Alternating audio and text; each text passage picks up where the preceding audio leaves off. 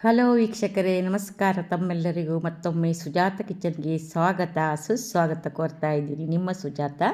ನಾನೊಂದು ಕಷಾಯ ಪುಡಿ ಮಾಡಿ ತೋರಿಸ್ತಾ ಇದ್ದೀನಿ.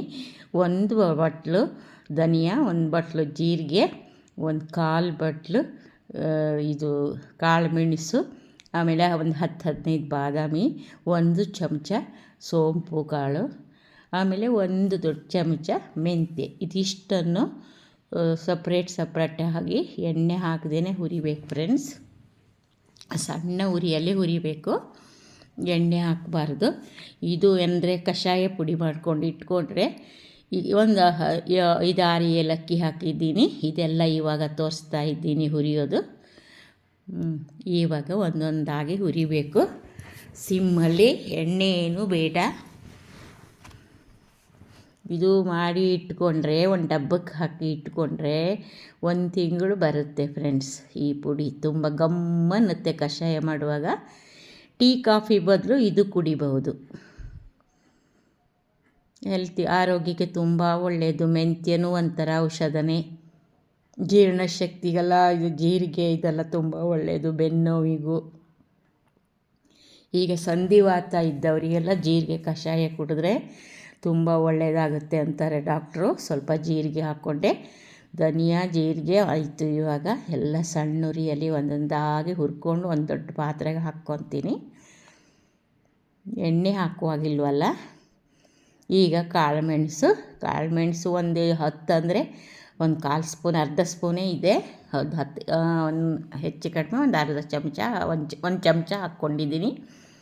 ಮೆಂತ್ಯ ಒಂದು ಚಮಚ, ಚಿಕ್ಕ ಸ್ಪೂನು ಮೆಂತ್ಯ ಕಾಳುಮೆಣಸು 1 ಚಮಚ. ಇದು ಆಯಿತು. ಕೆಂಪಾಗೋ ತನಕ ಹುರಿಬೇಕು. ಮೆಂತ್ಯ ಗಮ್ಮನ್ನುತ್ತಾ ಇರುತ್ತೆ. ಇವಾಗ ಸ್ವಲ್ಪ ಒಂದು ಅರ್ಧ ಸ್ಪೂನು ಸೋಂಪು ಕಾಳು, ಅದು ಒಂಥರ ಟೇಸ್ಟ್ ಕೊಡುತ್ತೆ. ಈಗ ಬಾದಾಮಿ ಅದ್ರ ಜೊತೆಗೆ ಇದೊಂದು ಸ್ವಲ್ಪ ಟೇಸ್ಟ್ ಇರಲಿ ಅಂತ 10-15 ಬಾದಾಮಿ ಹಾಕಿದ್ದೀನಿ. ಇದೆಲ್ಲ ಒಂದೊಂದಾಗಿ ಹುರಿದು ತಣ್ಣಗಾದಮೇಲೆ ಒಂದು ಪುಡಿ ಮಾಡಿ ತೋರಿಸ್ತೀನಿ ಫ್ರೆಂಡ್ಸ್. ಎಲ್ಲ ಆಯಿತು. ಹುರಿದು ಒಂದೇ ತಟ್ಟೆ ಎಲ್ಲ ಹಾಕಿ ಎಲ್ಲ ಮಿಕ್ಸ್ ಮಾಡಿದ್ದೀನಿ. ತಣ್ಣಗಾಗಿದೆ ಈಗ ಆಲ್ಮೋಸ್ಟು.